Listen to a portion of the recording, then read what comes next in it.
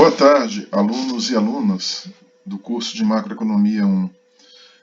Nós vamos começar hoje um novo tópico, só que no mesmo capítulo que nós já tínhamos iniciado. Nós estávamos falando sobre o modelo neoclássico de determinação da renda. Desculpem. E a gente vai continuar, né, no mesmo capítulo, só que normalmente este capítulo de oferta agregada e demanda agregada em outros livros de macro, ele aparece separado do modelo neoclássico, né? Então, portanto, nós vamos ver a oferta agregada e a demanda agregada dentro do modelo neoclássico.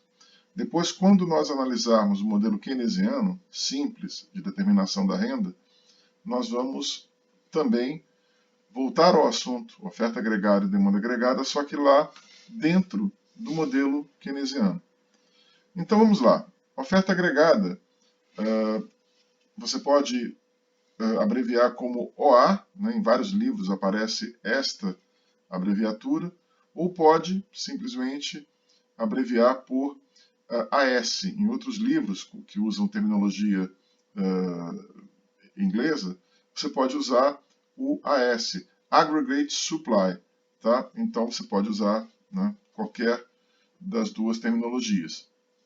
A gente começa vendo o nível de emprego de equilíbrio, que é NEC.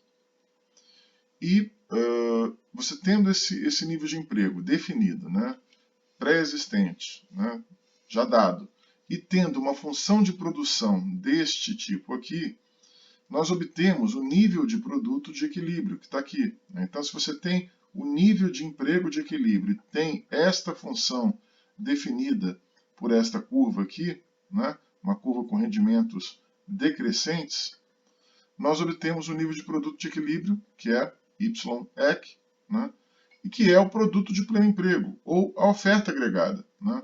Então, a partir de uma função de produção agregada, nós definimos a oferta agregada no modelo neoclássico. Né? Função de produção, dado o nível de emprego, como esta função depende praticamente só do nível de emprego, no curto prazo, tudo que estamos falando aqui é curto prazo, né? Então, como o produto é definido pelo nível de emprego, você, tendo o nível de emprego e tendo a função de produção, né, combinações de produto e nível de emprego, né, você define o produto de equilíbrio.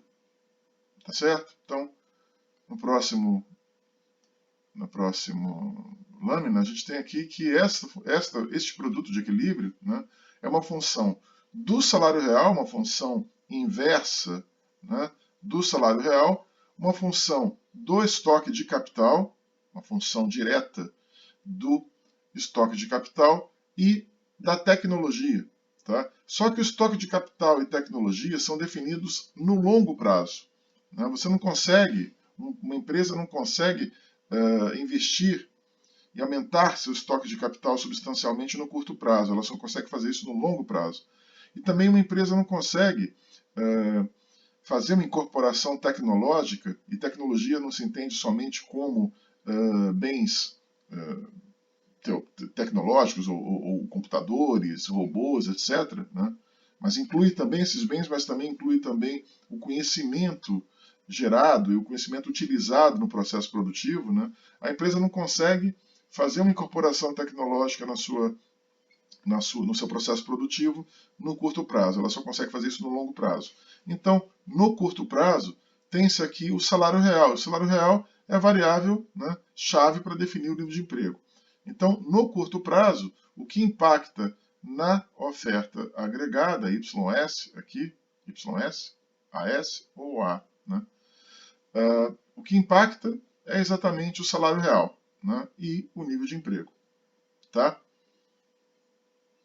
Bom, se os preços sobem, se o nível de preço sobe, você tem uma queda do salário real. Por que o salário real cai quando o preço sobe? Porque o preço está aqui, né, no denominador do salário real. Né? Nós já definimos o que é salário real. Aqui temos os salários nominais e temos o nível de preços. Quando o nível de preço se eleva, como ele está aqui no denominador do salário real, o salário real como um todo, esta fração inteira, cai. Tá?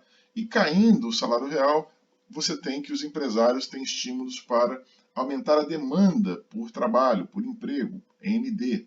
Né? Aumentando esta demanda, você tem aqui ND maior que NS, ou seja, a demanda por trabalho cresce e fica maior do que o nível de oferta de trabalho. Né? As empresas passam a contratar mais do que os trabalhadores estão dispostos a trabalhar, dado que o salário real mais baixo, os trabalhadores não têm incentivos para trabalhar, ou melhor dizendo, têm mais incentivos para se dedicar mais horas ao lazer. Né? Então, a demanda por trabalho fica maior que a oferta de trabalho. O salário nominal cresce, portanto, nominal, não real, né? Cresce, portanto, até que o salário real de equilíbrio se recompõe. Ele caiu aqui, ele volta a se recompor aqui. Tá, então, se o preço sobe, isto não implica, né, essa barra aqui de não implicação, né, isto não implica em aumentar o PIB real, ou aumentar a oferta real, a renda real. Né? Defini lá atrás, na aula passada, que Y pode ser, dependendo do contexto, pode ser PIB, pode ser oferta, pode ser até demanda agregada e pode ser renda. Aqui no caso é a oferta agregada, é o PIB, é o produto agregado ou oferta agregada. Então, este PIB real, esta renda real, é uma variável nominal. Aliás, desculpe, o aumento de preços, que é uma variável nominal, não afeta o PIB real, que é uma variável real. Né? Nós vimos que no modelo neoclássico, as variáveis nominais não afetam as variáveis reais. Então aqui, a oferta agregada, né, ou AS, Aggregate Supply, é inelástica ao nível de preços. E a curva de oferta é vertical, a quantidade produzida não depende do preço. Vamos ver isso aqui. A oferta agregada, né, neste modelo neoclássico, ela é inelástica ao nível de preços. Então aqui, ó, a oferta agregada, ela não tem sensibilidade às variações no nível de preços. O preço aqui está em P0, aumentou para P1, aumentou para P2, e o nível de produto aqui é o mesmo. Ou seja, o produto de equilíbrio é igual ao produto de pleno emprego. Tá? Então, aumento de preços não vão deslocar esta curva, que é vertical, ela é insensível, inelástica ao nível de preços. Tá certo? Então aqui PIB igual ao PIB de equilíbrio, né, ao produto de equilíbrio, e aqui é igual à função de produção, que depende essencialmente do nível de emprego. Tá? Então, oferta agregada inelástica aos preços no modelo neoclássico, AS, oferta agregada, Aggregate Supply, YS também, ou aqui é OA, tá? Vou trocar aqui. A gente põe às vezes OA e o PowerPoint acaba trocando, né, pelo corretivo. Então aqui, ou o PIB de equilíbrio, produto de equilíbrio, ou então o PIB de pleno emprego. Você tem essas várias denominações aqui. Eu estou colocando isso aqui, né, basta escolher uma. Né, estou colocando isso aqui para que vocês tenham acesso, né, e não se confundam quando consultarem outros livros de macro. Tá? Vamos então para o próximo. Bom, só mudanças que afetem as variáveis reais da economia, no modelo neoclássico, isso é muito importante, uma informação muito importante para se reter. Só mudanças que afetem as variáveis reais da economia podem aumentar a oferta agregada. Tá certo? Então, se você tem aqui um aumento do estoque de capital e ou um aumento do nível tecnológico, uma melhora tecnológica, um aperfeiçoamento da tecnologia que seja incorporado ao processo produtivo, isso aí desloca a demanda por emprego para cima e para a direita. Tá? Ou seja, impactam na produtividade marginal do trabalho, né, do trabalhador. Mais capital, melhor tecnologia, impulsiona a produtividade marginal do trabalhador, do trabalho. Né? E isto sim via produtividade, você tem um aumento da oferta agregada, um aumento do PIB.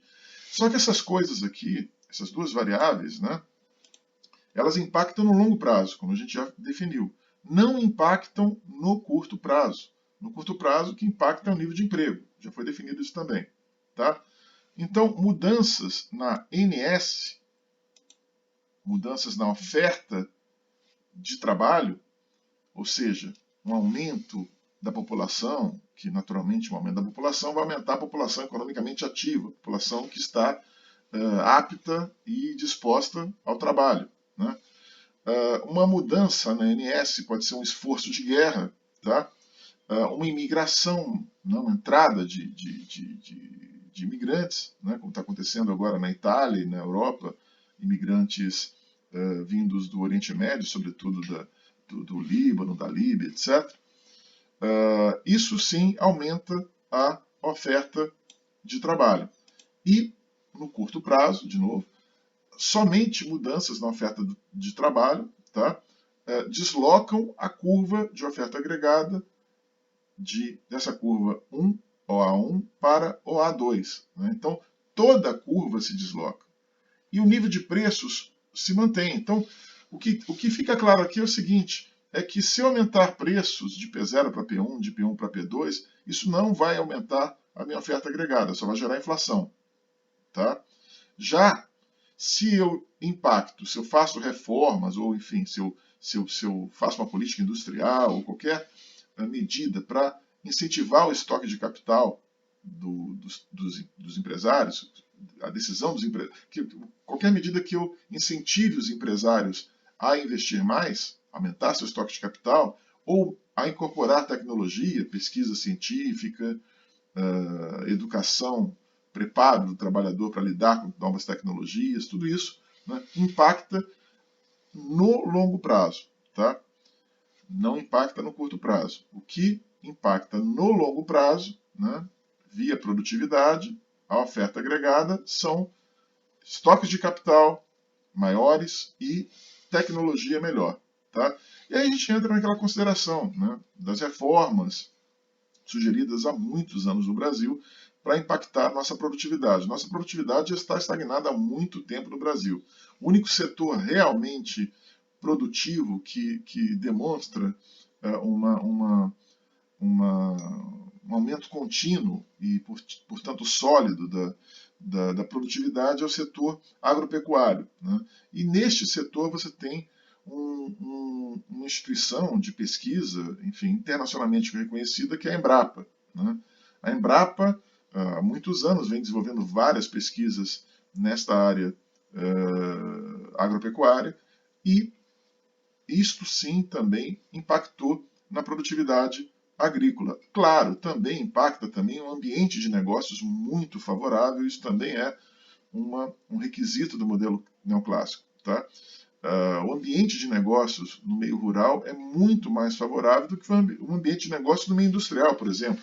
O meio rural ele sofre menos incidência tributária, a carga tributária sobre o meio rural é bem menor. Né? É um ambiente muito mais liberal do ponto de vista de menor intervenção distorsiva do governo. Quando eu falo, nem toda intervenção do governo é distorsiva. Né? Isso tem que deixar claro. Mas existem algumas intervenções do governo, sobretudo em questões tributárias, né? Em algumas questões tributárias, que são distorsivas da atividade econômica. Só que estas intervenções elas se tornam mais presentes, no caso brasileiro, na indústria e nos serviços, no comércio também. Né? Já no setor primário, estas intervenções são menos intensivas. Né?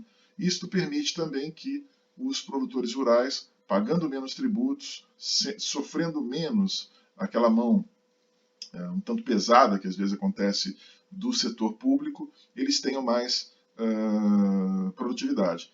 Ressalto também que muitos empresários rurais não têm condições de infraestrutura, senão eles seriam ainda mais produtivos. Quando eu falo em infraestrutura, eu menciono logística, eu menciono a qualidade e a disponibilidade de portos, de estradas, que mais?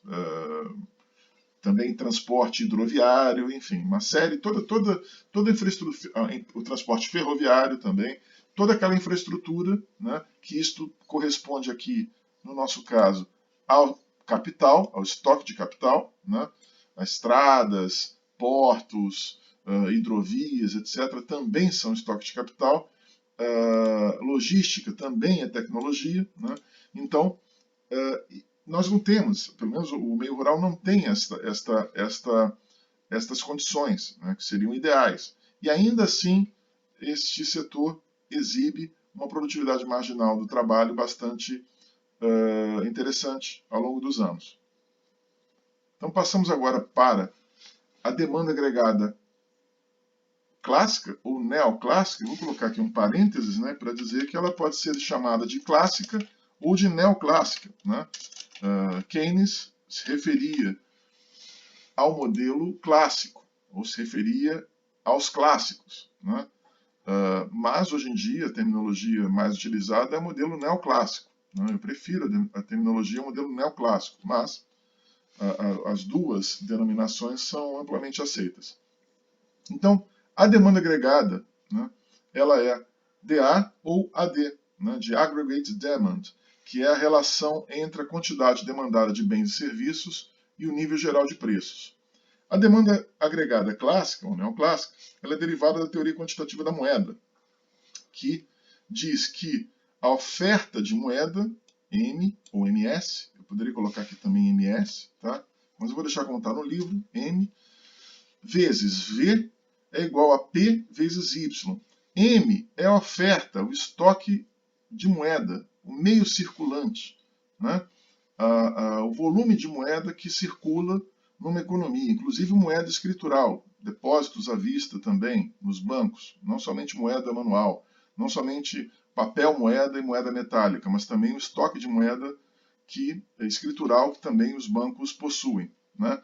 V é a velocidade de circulação dessa moeda, o quanto ela circula num período de tempo definido, tá? O quanto ela troca de mãos, uma unidade monetária troca de mãos num período pré-definido. P é o nível de preço, tá? Você pode pegar aqui um índice inflacionário, num dado período de tempo também, por exemplo, o índice de preço ao consumidor, o IGPM, índice geral de preço de mercado, etc. E aqui o Y, tá? Que é o PIB, que é a oferta agregada, ou demanda agregada. Nesse caso aqui é demanda agregada, né? Então, aqui estão as variáveis, né? Renda real, produto real, né? Velocidade de renda da moeda, número de vezes que ele troca de mãos em um dado período, tudo mais.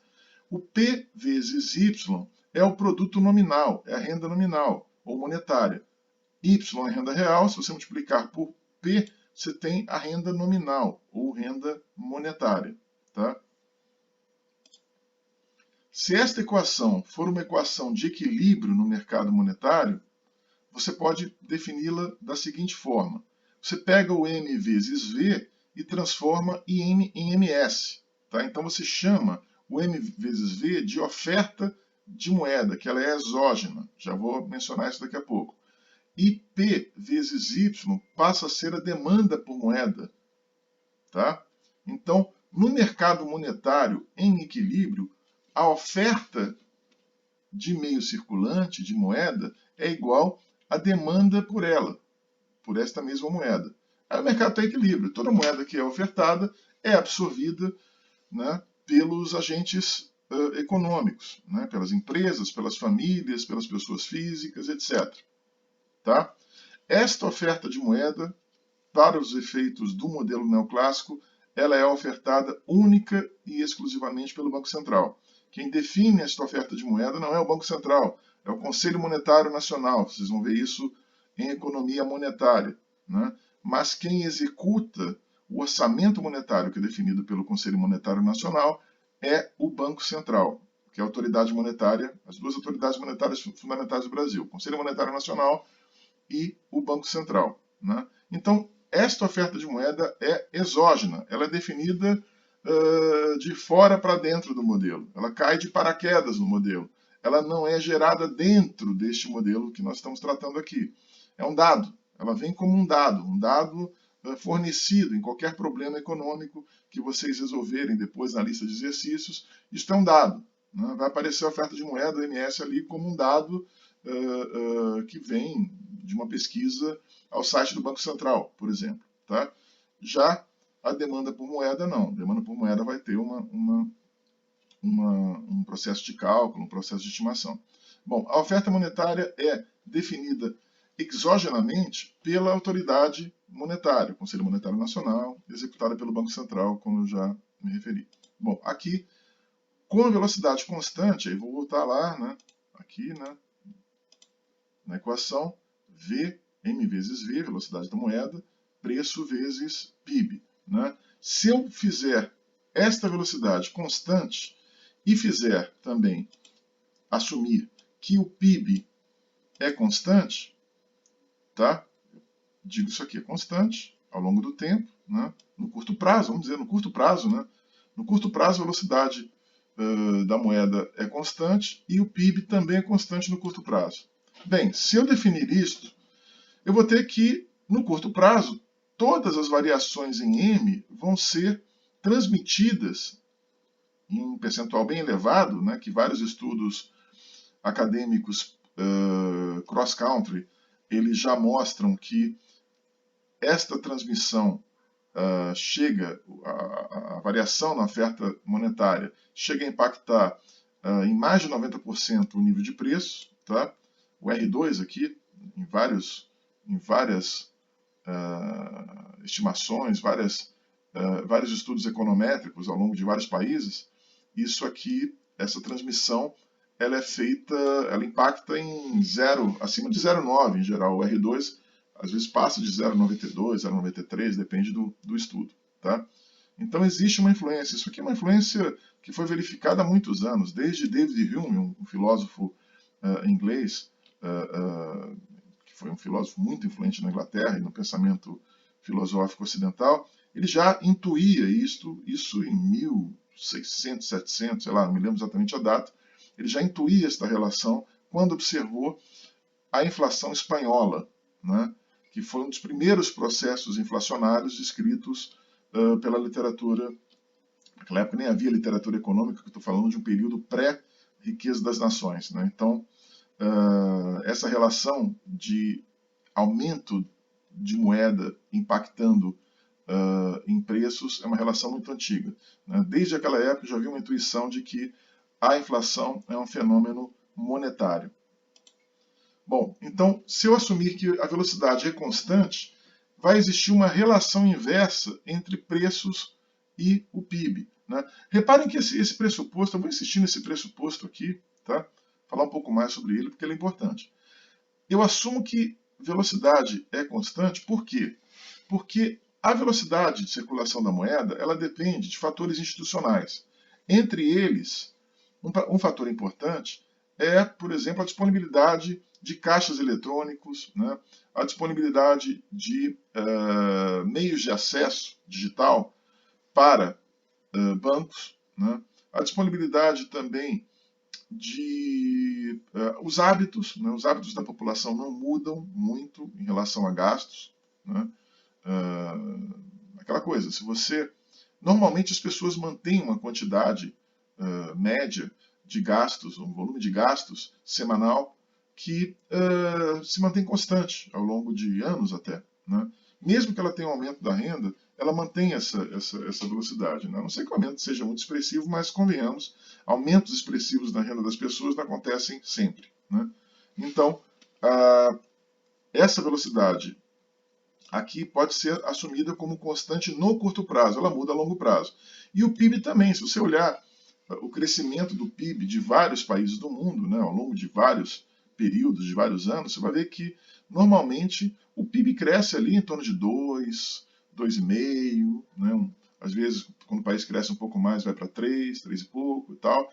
É incomum na literatura, embora ocorra, né, expansões muito aceleradas, como aconteceu na China nos últimos anos, como aconteceu no Japão até 1990, como aconteceu no Brasil, né, dos anos 40, 50 até praticamente o final dos anos 80, né, até meados dos anos, até final dos anos 70, início dos 80, né, essas expansões chamadas pela literatura de milagres econômicos, não são comuns, né? São fenômenos que ocorrem, né, mas que não costumam durar muitos anos, né?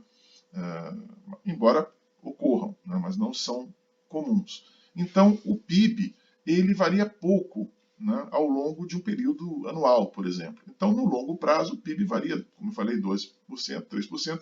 Você pode assumir, por simplificação, que o PIB varia pouco, né, no curto prazo. Então, assumo como constante aqui, assumo como constante aqui. Já a oferta de moeda varia muito, ela pode explodir no curto prazo, e o nível de preços vai junto. Tá? Então, se eu aumentar a oferta de moeda, ou melhor, se o Banco Central aumentar a oferta de moeda, o impacto é direto, né, sobre preços. Tá? Então, vamos aqui. Velocidade constante, uma relação inversa entre preços e PIB. Tá? Se você aumentar o preço, né, se você aumentar o preço, você tem uma queda do PIB. E se você reduzir preços, né, você tem um aumento do PIB. Né? Essa demanda agregada neoclássica, que é uma curva de demanda parecida com a curva de demanda da microeconomia. Demanda agregada neoclássica. Tá? Função da oferta de moeda, definida pelo Banco Central de forma exógena, como mencionamos, e da velocidade de circulação da moeda. Tá? Reparem que há uma influência muito clara da TQM, né, da teoria quantitativa da moeda, que está aqui, né, e foi descrita aqui atrás também, aqui. Peraí, cadê? Aqui, tá? Existe uma influência muito clara da TQM, da teoria quantitativa da moeda, na formulação da demanda agregada neoclássica. A demanda agregada neoclássica ela é derivada da teoria quantitativa da moeda. Né? Isso tem consequências muito interessantes para o modelo, né? E impõe, nessa perspectiva, que qualquer variação em M e em V vai impactar nessa dinâmica aqui. Tá? Então vamos ver aqui agora. Para uma dada oferta de moeda exógena, M0, nós temos que o preço aumenta, teoria quantitativa da moeda. Se o preço aumenta, o estoque real de moeda, que é M0 sobre P, né? O estoque real de moeda cai. Por quê? De novo, aumentou preços, o denominador aumenta, a razão M sobre P cai. E aí, este aumento de preços, por definição, é para satisfazer transações, ou seja, as pessoas procuram moeda, demandam moeda, dinheiro, para transacionar, para comprar bens e serviços. Tá? Então aqui cai o PIB, tá certo? Cai o PIB, porque o preço aumentou. Aqui caiu M sobre P, então aqui, né?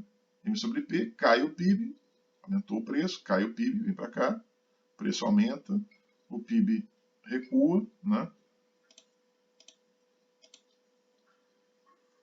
Cai o PIB, cai a demanda agregada, cai a quantidade demandada de bens e serviços. Tá? Então, o efeito de um aumento de preços, né, é impactar negativamente na demanda agregada e na produção. Tá? Nesse caso, desloca-se um ponto sobre a curva de demanda agregada, mas a curva de demanda agregada não se desloca, ou seja, eu estou olhando aqui, né, deslocamentos de pontos sobre a curva. Mas eu não estou olhando o deslocamento da curva inteira para a direita e para cima ou para a esquerda e para baixo. Eu estou olhando aqui somente, né, deslocamento de pontos sobre a curva. Tá? Olhando essa dinâmica aqui. Já se eu aumento a oferta de moeda, a demanda agregada aumenta. Tá? E a curva de demanda agregada desloca-se para cima e para a direita, ou seja, para todo nível de preços, a quantidade demandada é maior. Então, recapitulando, se eu aumento a oferta monetária, aumenta a demanda agregada e a curva inteira vai para cima e para a direita. Para todo nível de preços, eu tenho uma quantidade demandada maior.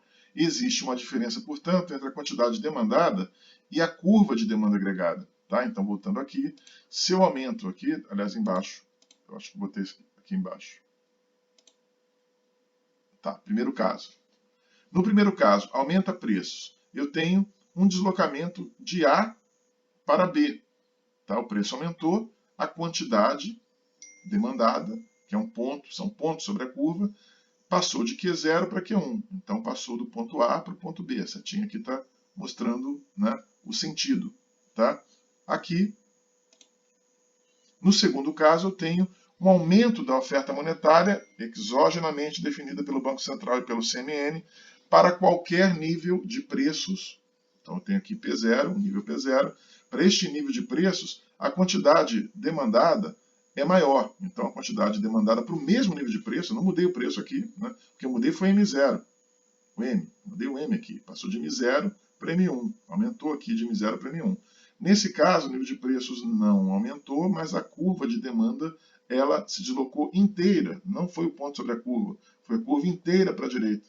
Tá? Então, este aumento de M provocou um aumento da curva de demanda agregada inteira para cima e para a direita. Né? Aqui eu tenho M1 maior que M0. Né? Houve um aumento de M1. Né? A velocidade aqui se manteve, né, constante. Aqui seria... aqui aumentou também a velocidade um pouco. Aqui. Então, qual é o papel da demanda agregada no modelo neoclássico? A oferta agregada, como nós vimos anteriormente, ela não depende de variáveis nominais. Ela é determinada pelo capital, estoque de capital, pela tecnologia e pelo nível de emprego. A demanda agregada não é determinante para o nível de renda. Tá? A demanda agregada não é determinante para o nível de renda. A oferta agregada, no modelo neoclássico, é que determina o nível de renda. A demanda agregada não determina o nível de renda. No modelo keynesiano vai determinar. No modelo neoclássico não determina. Né? A oferta agregada, variações, deltas, na oferta agregada implicam em deltas, variações, né, no PIB, na renda, tá? No nível de renda. Variações da demanda agregada só geram variações no nível de preços, que é a variável nominal ou monetária. Mas, no modelo neoclássico, variações da demanda agregada não geram variações no PIB, na renda, que é a variável real, renda real. Tá? Então,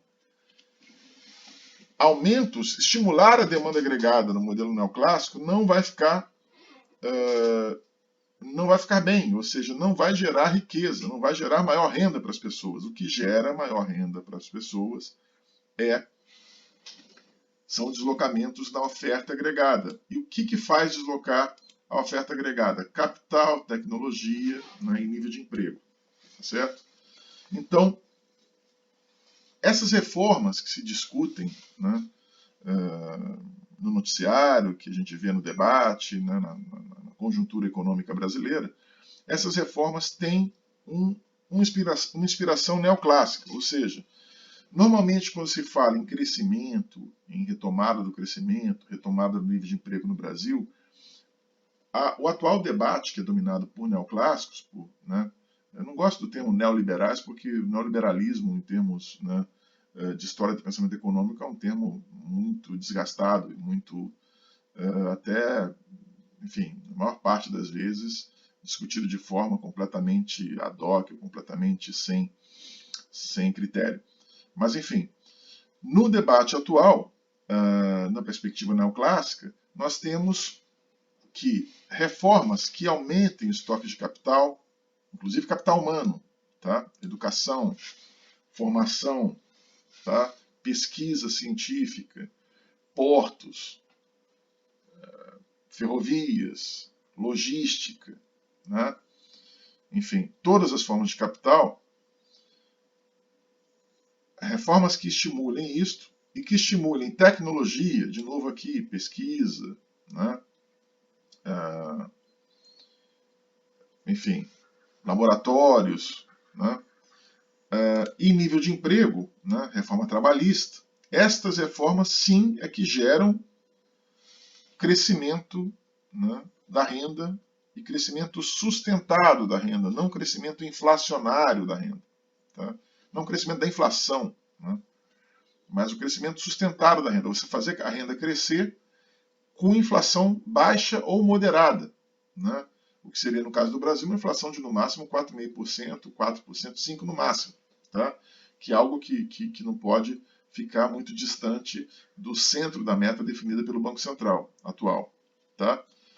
Já estímulos à demanda agregada para o modelo neoclássico só geram aumento de preços, ou seja, impulsiona a inflação e não gera aumento da renda, no final das contas. Ou gera aumento temporário. Logo em seguida vem a fatura cobrando aquele aumento. Tá? Então, na demanda agregada neoclássica, nós temos estas considerações.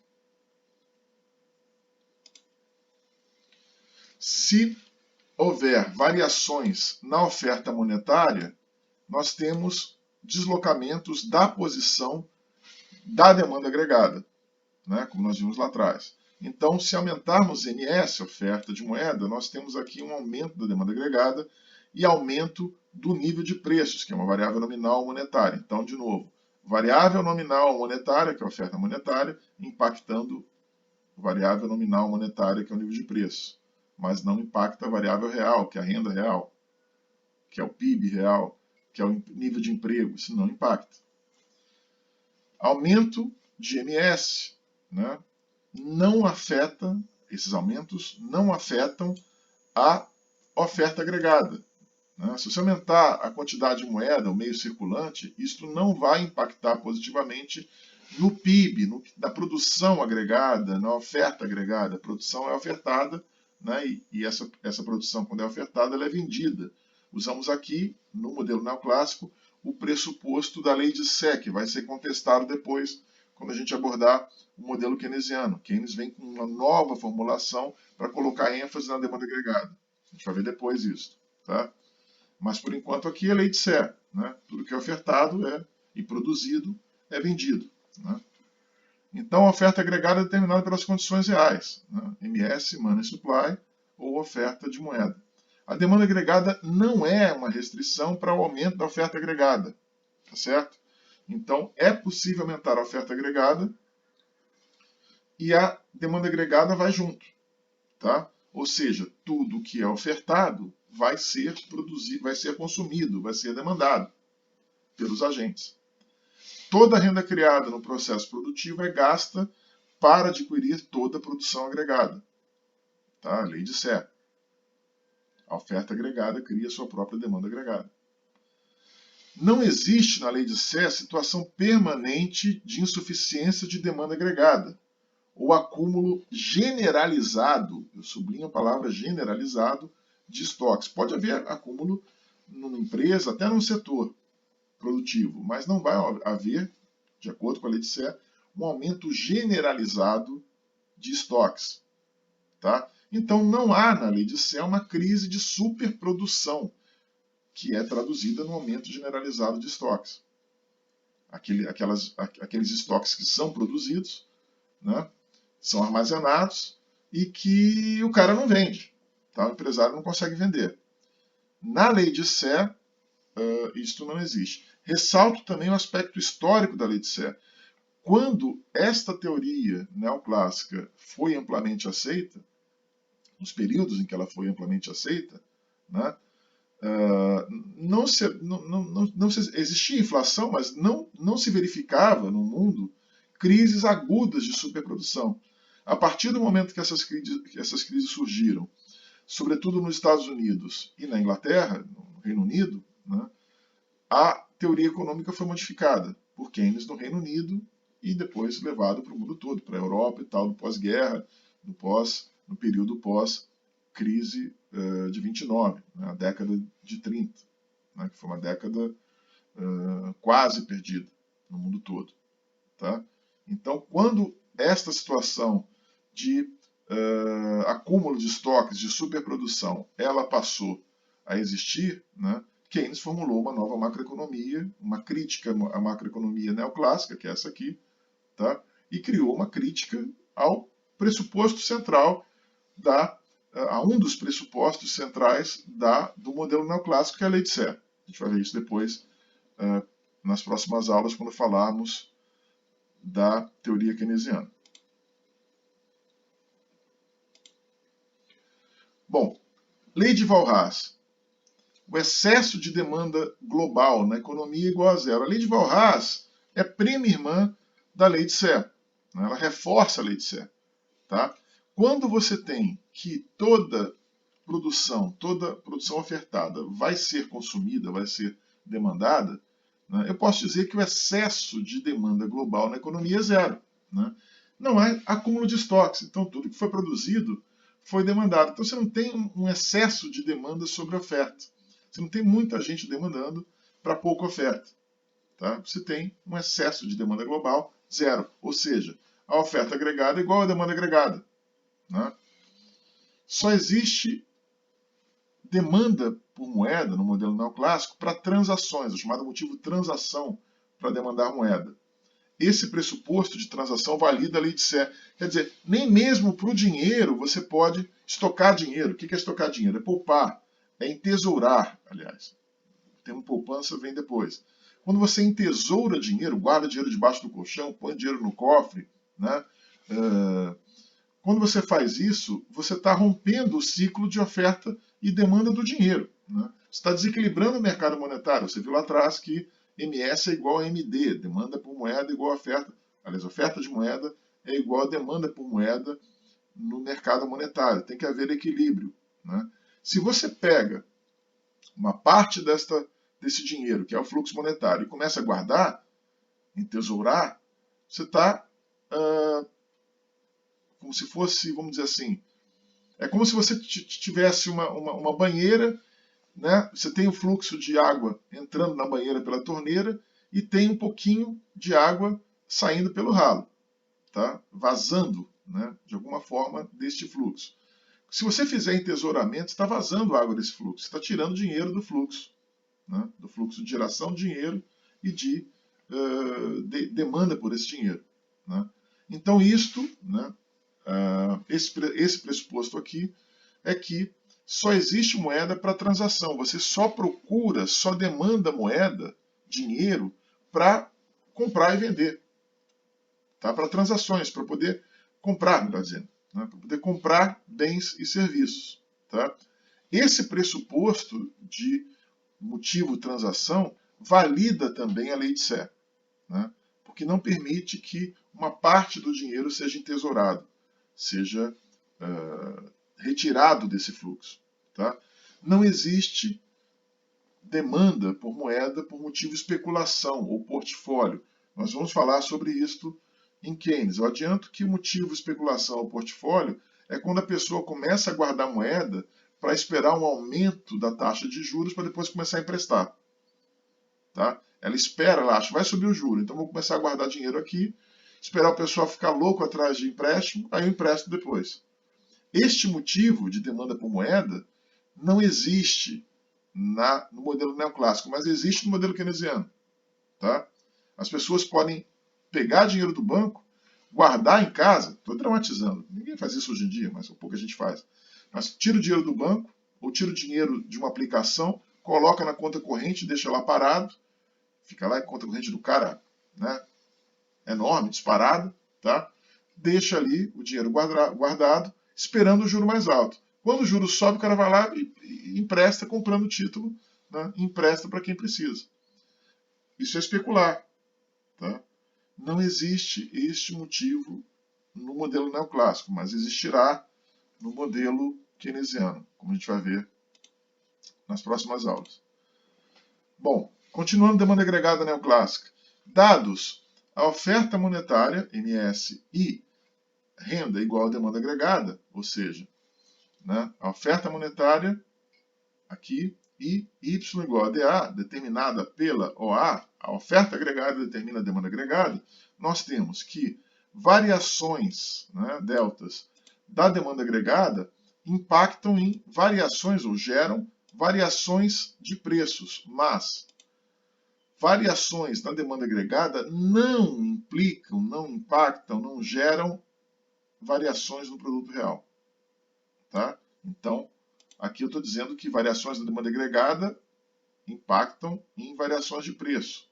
Mas a demanda agregada não afeta o produto real. Toda economia neoclássica é orientada pela oferta. A oferta agregada tem predominância sobre a demanda agregada. No modelo keynesiano é o inverso. Será o inverso. Então, nível de preços, PIB, tá? A oferta agregada, como nós vimos lá atrás, ela é vertical, não é afetada pelos preços, mas a demanda agregada é afetada pelos preços, tá? Pelo nível de preço. Ela é elástica ao nível de preço. A oferta agregada ela é inelástica ao nível de preço. Ela depende só do nível de emprego, né? E aqui a demanda agregada depende da oferta monetária, tá? Que impacta em preços. Tá? Então, nós temos aqui, né, um nível de preço assim, de P0 para P1, não está aparecendo aqui, mas fica intuitivo, né? P0 para P1, né? E aqui a renda de equilíbrio e a renda, o produto, né? Ou renda de pleno emprego. Tá? Aqui nós temos, aumentou MS vezes V, eu coloquei uma barra sobre V aqui, né? Eu coloquei não, o livro coloca, né? Uma barra sobre V, né? Sobre a velocidade, para indicar que ela é constante, no curto prazo.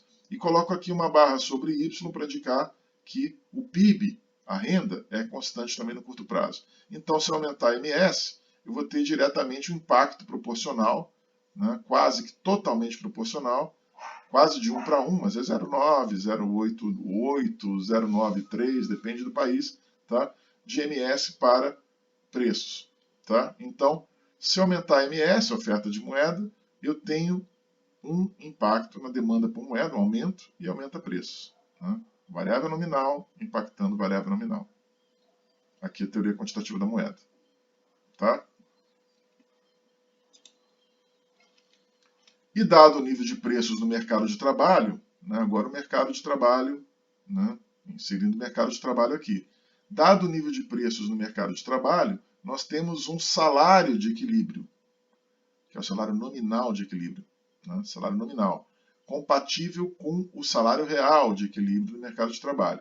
Então vamos ver a dinâmica aqui. Aqui eu tenho salário nominal e aqui eu tenho preços. Conforme o nível de preços aumenta, se passa de P0 para P1, eu tenho um aumento de salário nominal 0 para salário nominal 1. Pô, então você está falando que se a inflação aumentar eu vou ficar mais rico, vou ganhar mais? Não, não é bem assim. Tá? Se aumentar o nível de preços de P0 para P1, eu tenho um aumento do salário nominal de W0 para W1. Tá? Então, teu contra-cheque vai ficar mais bonito, você vai ter mais dinheiro no contra-cheque. Mas esse aumento de preços cancela o teu poder de compra. Tá? Você vai ficar mais pobre com um contra-cheque mais bonito. Você vai ganhar mais, mas vai poder comprar menos. O teu poder de compra cai porque aumentou o nível de preços. Tá? Embora você esteja ganhando mais, o teu salário real, que é o teu poder de compra, está aqui, né, cai. Aumentou o preço, o salário real cai. Lembrem-se, o nível de preços está no denominador. Então, se o denominador aumenta, W sobre P cai. Tá? Então, se o nível de preço aumenta, o salário real cai. Quando cai o salário real, voltando lá atrás, né, já vimos isso, as empresas vão aumentar as contratações de nível de emprego, de empregados. Por quê? Porque a empresa quer pagar um custo mais baixo por empregado.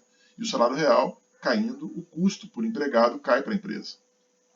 Então, nesse caso, a demanda por trabalho das empresas aumenta e fica maior do que a oferta de trabalho para os trabalhadores. Porque do lado do trabalhador, ele quer ganhar mais salário real. O trabalhador vai ofertar, vai estar mais disposto para trabalhar se a empresa pagar um salário real maior. Só que aqui está caindo o salário real. Então, o incentivo é para as empresas contratarem, não para os trabalhadores trabalharem mais. Então, você vai ter aqui um excesso de demanda por trabalho. Tá? Um excesso de demanda por trabalho. Este excesso de demanda por trabalho vai aumentar a concorrência das empresas, entre as empresas, para contratar trabalhadores. As empresas vão dizer, não, vamos contratar, a gente está atrás de trabalhador, por quê? Porque o nosso custo está baixo. Então agora a gente tem que contratar trabalhador para aumentar a produção e está barato. O trabalhador está barato. O custo da mão de obra está barato. Tá? Para o trabalhador não é interessante, óbvio, né? O salário real está menor. Né? Mas para a empresa é interessante. Então elas vão competir para contratar trabalhadores. Esta competição, né, no mercado de trabalho das empresas para contratação de trabalhadores vai aos poucos, gradativamente, às vezes rápido, aliás, no curto prazo, né? Não é aos poucos, não, sai rápido, né? Vai aumentar o salário real de equilíbrio, até que o salário real de equilíbrio estabiliza. Você chega no equilíbrio, né? Enfim, você tem o equilíbrio no mercado de trabalho, tá? Então você tem essa dinâmica, tá? Na próxima aula, nós vamos ver a dicotomia clássica, tá certo? E terminamos aqui a oferta e demanda agregada no modelo neoclássico.